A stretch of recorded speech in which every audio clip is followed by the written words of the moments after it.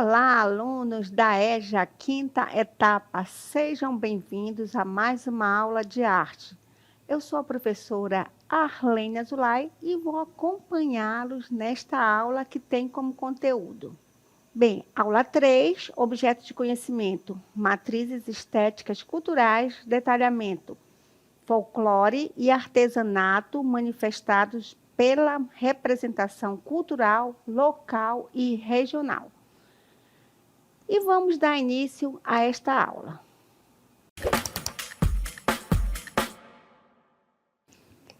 Então, hoje nós vamos falar mais uma vez sobre arte, que a arte ela está presente no nosso cotidiano, em nossa vida, né? Mesmo que não damos conta disso, convivemos com ela nas festas que participamos, nas novelas que assistimos, né?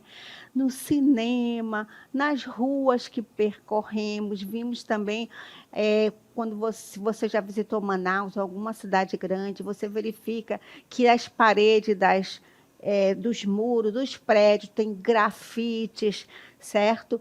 Estamos em contato com ela, cantamos, dançamos ou apreciamos objetos em museus. Vamos a espetáculos de dança, de teatro, de música. Portanto, a arte é uma forma de expressão humana que engloba uma ampla variedade de estilos, técnicas e abordagens. Então, dois termos frequentes usados para distinguir diferentes formas de expressão artísticas são arte popular e arte erudita. Embora ambos sejam válidos e relevantes, esses conceitos têm características distintas e refletem diferentes tradições e contextos culturais. A arte popular, também conhecida como arte folclórica ou artesanato, surge das tradições culturais e das expressões criativas das pessoas comuns. Elas são passadas de mãe para filha, ou seja, e a arte erudita, ela é também conhecida como arte clássica ou arte acadêmica. Ela é caracterizada por sua associação com instituições culturais, como museus, galerias e academias de arte. Ela é produzida por artistas que receberam uma educação formal em arte e é frequentemente influenciada por movimentos artísticos históricos e pela tradição ocidental. Então, dentro de tudo que nós falamos, existe a arte erudita e a arte popular, que é passada de geração, ou seja, dos pais para o filho. Por exemplo, as danças folclóricas. Tenho certeza que acontece no local onde vocês vivem. Então, cada município, cada cidade, cada estado tem as suas manifestações folclóricas, que é chamada mais de arte popular. E já tem a arte erudita, né, que é aquela que você pode visitar, por exemplo, um museu, certo? Uma música clássica, então é chamada de arte erudita. Por exemplo, balé clássico também é chamado de arte erudita. Então, a gente vai falar um pouquinho sobre a produção artística, certo? Então, a produção artística, ela é profundamente influenciada por contextos históricos, sociais e políticos, moldado e sendo moldada pelas condições do seu tempo e espaço.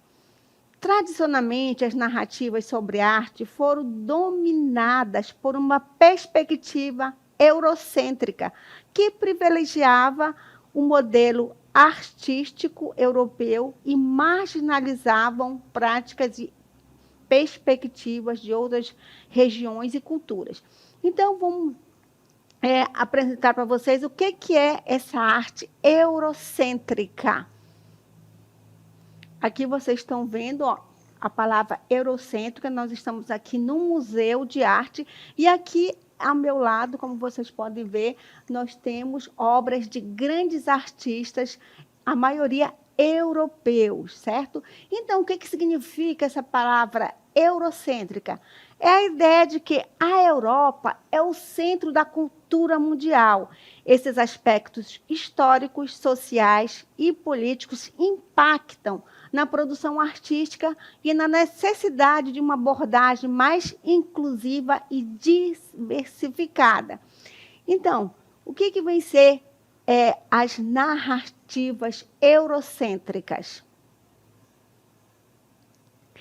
Então, narrativas eurocêntricas da arte foram predominantes durante muito tempo, influenciando como a arte é colecionada, exibida e criticada. Como eu já falei para vocês aqui, nós temos vários artistas aqui europeus, nós temos aqui o movimento artístico do Claude Monet, temos ali o expressionismo, ali nós temos um quadro da Mona Lisa, de Leonardo da Vinci. Então, toda essa arte é considerada uma arte erudita, uma arte clássica. E tudo isso vem da Europa. Então, essas narrativas valorizam muito essas influências que nós tivemos da Europa.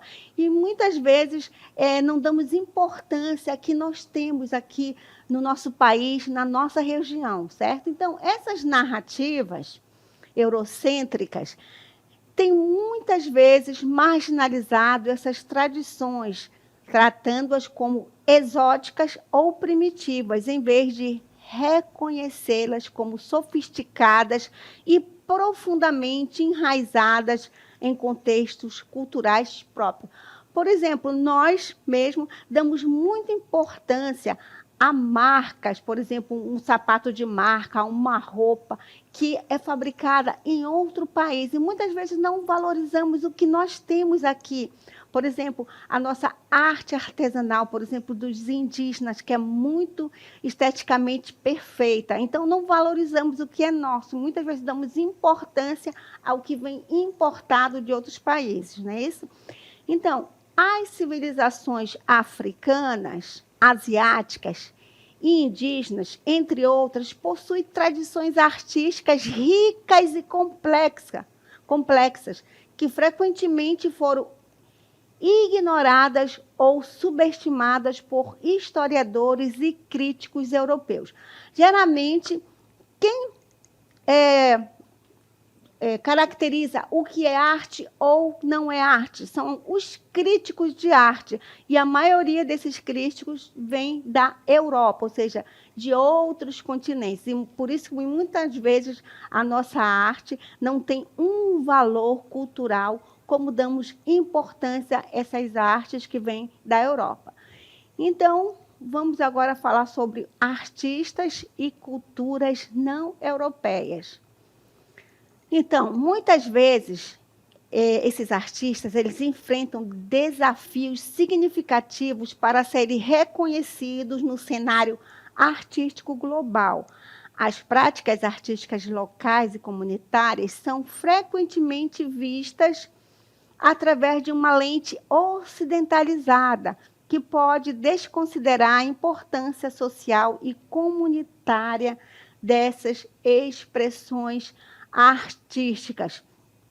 Então, como eu já falei para vocês, muitas vezes o que é nosso, o que é feito no nosso país, na nossa comunidade, na nossa cidade, não valorizamos, e valorizamos tudo que vem de fora. Então, a arte indígena, vamos falar um pouco da arte indígena. Então, vamos dar uma volta aqui mesmo em Manaus, que nós temos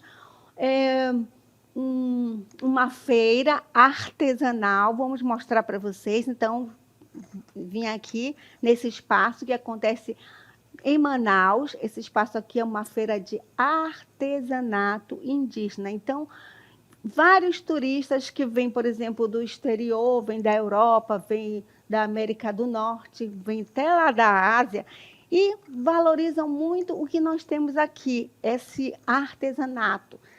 E muitas vezes nós, que somos aqui do município, não valorizamos. Então, a arte indígena, muitas vezes, atua como uma forma de resistência e afirmação cultural, desafiando as narrativas históricas estabelecidas e reivindicando espaço na esfera global.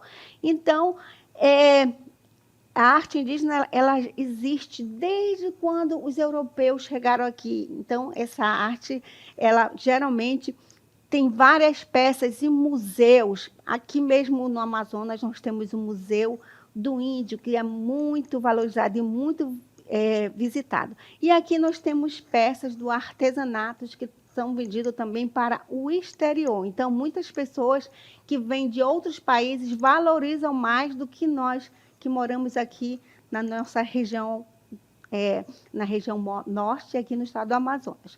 Então, as categorizações tradicionais, como arte, artesanato, folclore e design, muitas vezes refletem preconceitos culturais e hierarquias que privilegiam certas formas de expressão em detrimento de outras. Então, como já foi falado para vocês. Então, a divisão entre arte e artesanato pode marginalizar práticas de culturas não ocidentais, que são frequentemente descritas como menos artísticas e mais utilitárias.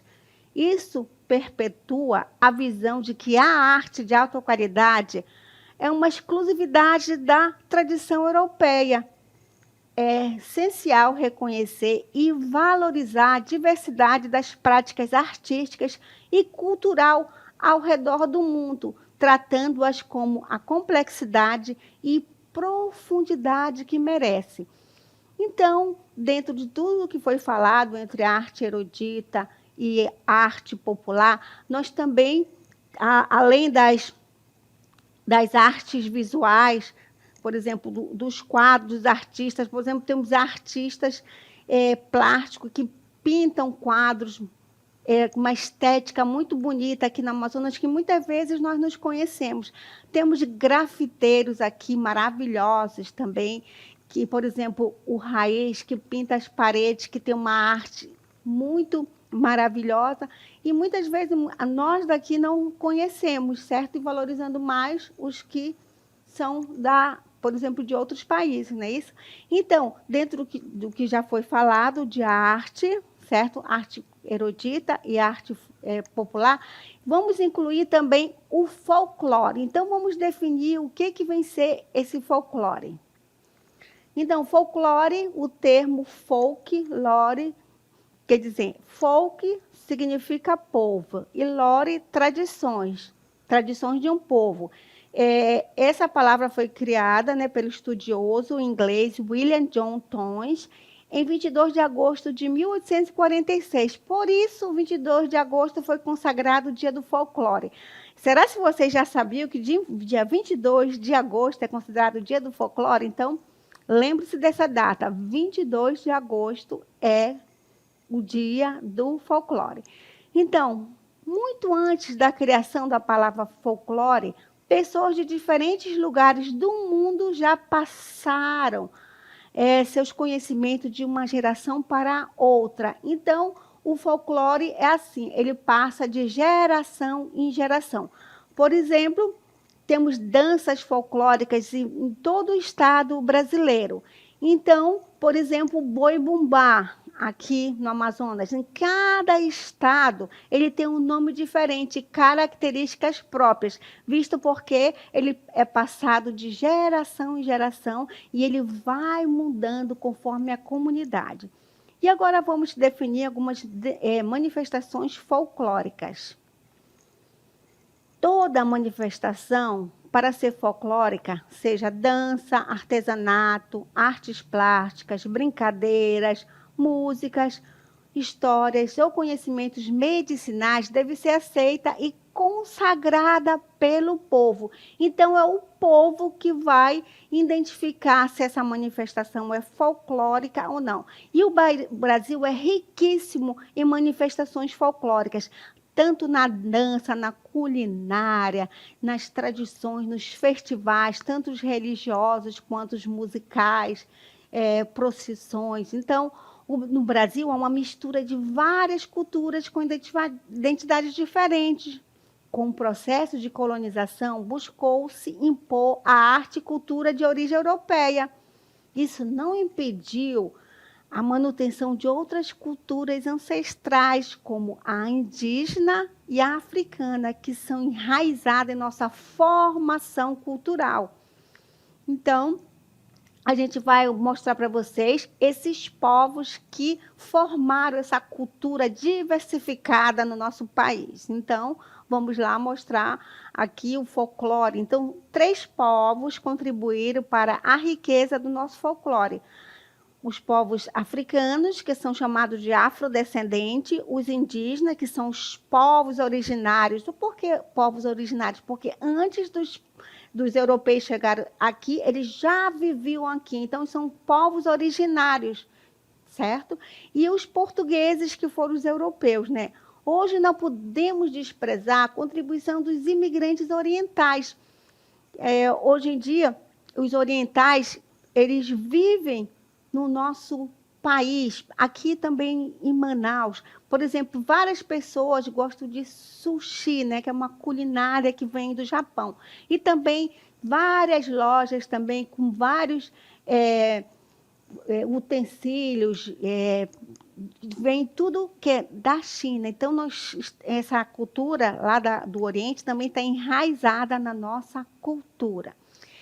Então, o que vem ser o folclore? Ele é o resultado de criações culturais de uma comunidade, como os contos e histórias de personagens folclóricos, como também os ritmos musicais, as danças, as festas populares, as brincadeiras e etc. E agora vamos mostrar para vocês, né, alguns personagens do folclore do brasileiro. Então, aí vamos mostrar para vocês as lendas que se tornaram conhecidas na cultura popular como personagens e seres míticos que reproduzem características importantes das 3 culturas que influenciaram a formação da cultura brasileira. Vamos mostrar um personagem que tenho certeza que todos vocês já ouviram falar. Vamos chamar aqui para vocês o Saci Pererê, que é uma lenda, tá, que todos os estados brasileiros conhecem esse personagem aqui. Então, o Saci Pererê é uma entidade do folclore conhecida por ser zombeteiro. Ele é conhecido por realizar travessuras contra viajantes e moradores da zona rural. Ele possui só uma perna e utiliza gorro vermelho. E também ele utiliza um cachimbo. Então, essa característica do Saci Pererê é uma característica que foi dada por Monteiro Lobato, que é um escritor brasileiro. Então, além dele ser zombeteiro, ele esconde utensílios domésticos. Então, ele faz parte da lenda aqui do folclore brasileiro. Vamos conhecer uma outra lenda também do nosso folclore, que é o boitatá. Olha só que interessante isso aqui. Já pensou se você for na floresta e encontrar o boitatá? É bem assustador, né? O boitatá é uma cobra de fogo. Segundo a lenda, ele ataca aqueles que incendeiam a floresta. Então, reza a lenda que o boitatá, ele possui vários olhos que solta fogo, como vocês podem ver, e também ele pode ser transformado também em um tronco de árvore em chama. Então, reza a lenda que essa figura aqui, o boitatá, ela é uma figura que protege as matas. Então, ela espanta aqueles caçadores e aquelas pessoas que querem agredir, desmatar a floresta. Então, é um protetor aqui da nossa floresta. Nós temos um outro personagem também da lenda folclórica, que é o Curupira. Vamos chamá-los aqui, olha só, a característica do Curupira. Vocês estão vendo aí, o cabelo dele é laranja, não é isso? Mas em outros estados ele pode ter o cabelo vermelho. E olha interessante ali, o pé dele é ao contrário, né? É uma entidade da floresta que é pequeno, tem uma estatura pequena, ele possui esse cabelo ou alaranjado ou vermelho, os pés é ao contrário. Por que ele tem esse pé ao contrário? É para enganar os caçadores que também querem desmatar a floresta, que querem caçar. Então, muitas vezes, eles fazem com que os caçadores se percam na floresta, porque ele anda ao contrário. Então, ele também é um protetor da floresta que aterroriza aqueles que a querem destruir. Então, o Curupira também é um personagem que ele é um protetor da floresta. E nós temos também uma outra lenda que muito conhecida aqui na região norte, principalmente no Amazonas, que é o boto cor-de-rosa. Olha só a característica do boto cor-de-rosa. Por que será que o boto cor-de-rosa ele está com esse chapéuzinho aí e essa gravatinha? Bem, segundo a lenda, esse personagem aqui, o boto, ele se transforma num homem muito bonito. Geralmente ele usa, né, uma roupa, um traje todo de branco e usa esse chapéu aí para disfarçar as narinas dele, certo? Então, ele surge geralmente nas festas dos ribeirinhos e ele conquista as mulheres, geralmente as mulheres mais bonitas. Então, ele passa a noite com essa mulher e geralmente engravida, certo? E desaparece. Então, geralmente, nos municípios dos ribeirinhos, quando uma moça aparece grávida e não tem pai, geralmente é chamada de o filho dessa moça é chamada de filho do boto. Então, essa é uma lenda muito conhecida aqui na região do Amazonas. E agora nós vamos chamar todos esses personagens aqui que fazem parte da nossa lenda popular. Vamos chamar de um por um, então.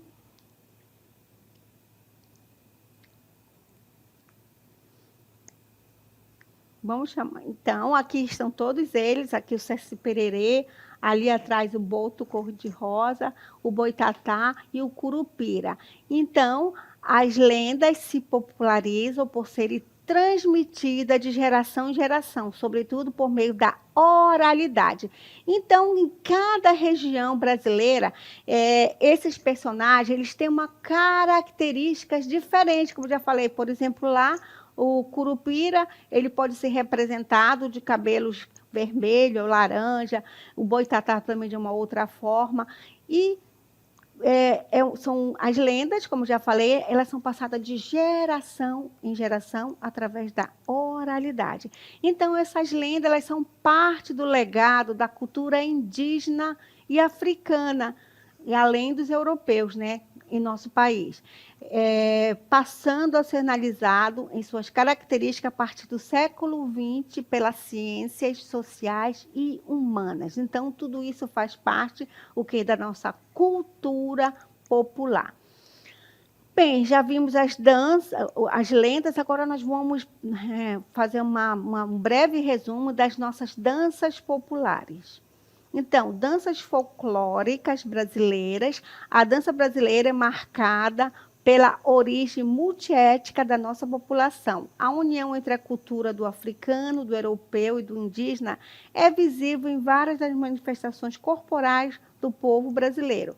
As danças típicas carregam manifestações populares e significados de um determinado povo. Uma dança traz em si muitas danças. Elas apontam para o passado, para heranças coletivas e ancestrais de cada cultura, para as danças que a antecedem. Tudo isso está ligado à formação do povo brasileiro e à miscigenação. Agora vamos conhecer uma dança típica lá do estado do Pará, que é o carimbó. Bem, o carimbó é uma dança de roda tradicional da cultura da região norte, que teve origem no estado do Pará e foi trazido ao Brasil pelos afrodescendentes.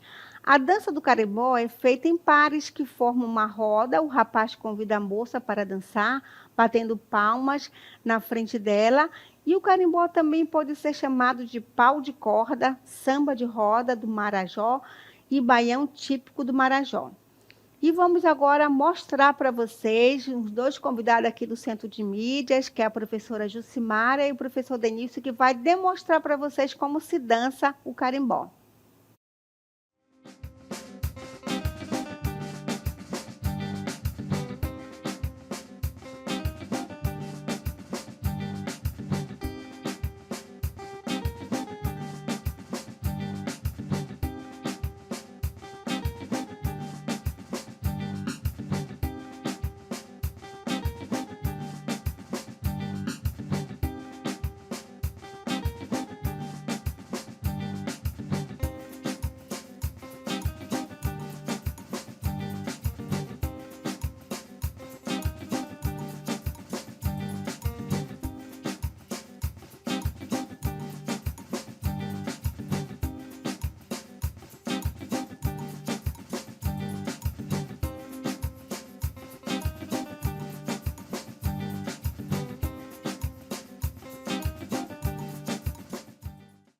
Bem, agradecendo a participação da professora Jucimara e o professor Denilson, que deram um significado muito importante para essa aula. E agora vamos falar de uma outra dança folclórica, que é um festival folclórico, que é o Bumba, é Boi Bumbá, aqui do Amazonas, que caracteriza aqui a nossa região norte.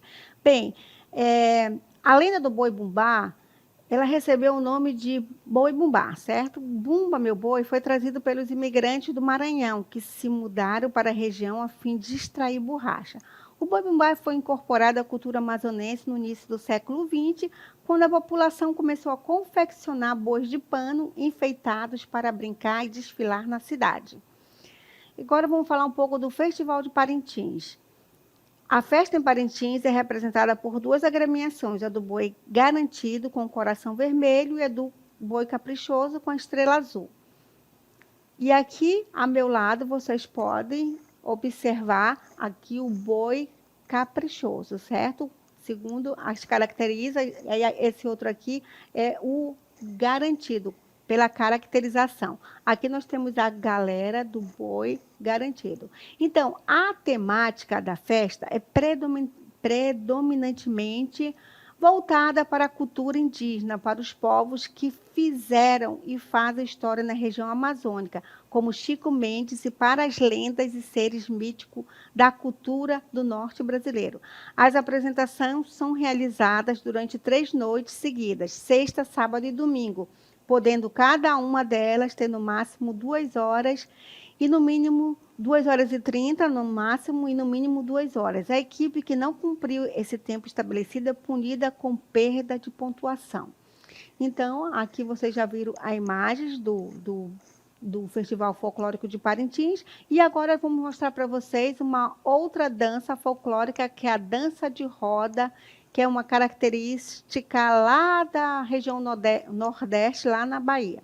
O samba de roda do Recôncavo Baiano é uma expressão musical, coreográfica, poética e festiva, das mais importantes e significativas da cultura brasileira. E nós vamos mostrar uma imagem para vocês dessa dança, certo? E se vocês quiserem ouvir um pouco desse samba, é só aproximar o QR Code aí e vocês vão identificar essa cultura de roda de samba do Recôncavo Baiano.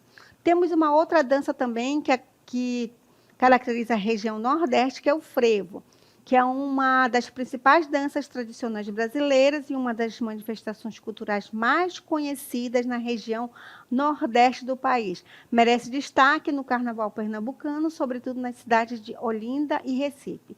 E vamos mostrar uma imagem dessa dança, como vocês podem ver aqui. É uma dança característica do Nordeste, as meninas estão caracterizadas aqui com essas sainhas, e uma das características é essa sombrinha aí.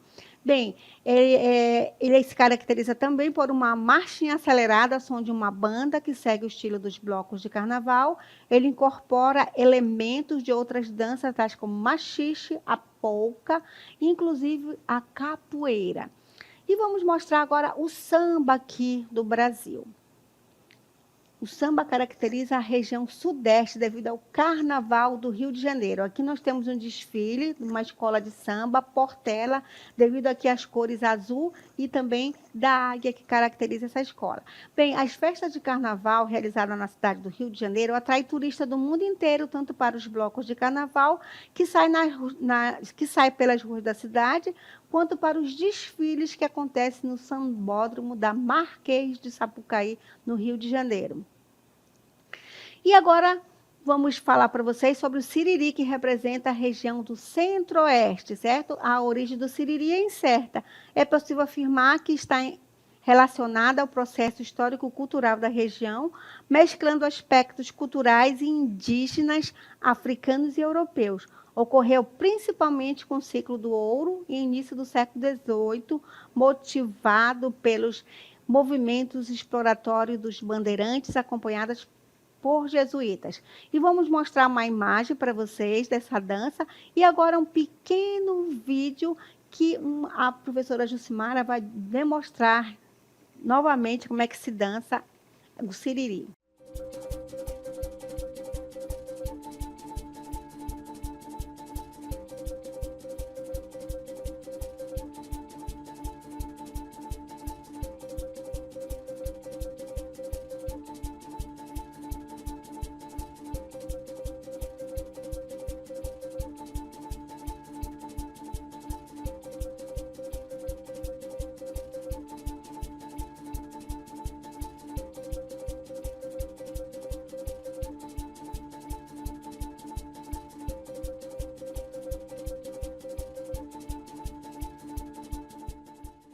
E assim finalizamos esta aula sobre manifestações folclóricas.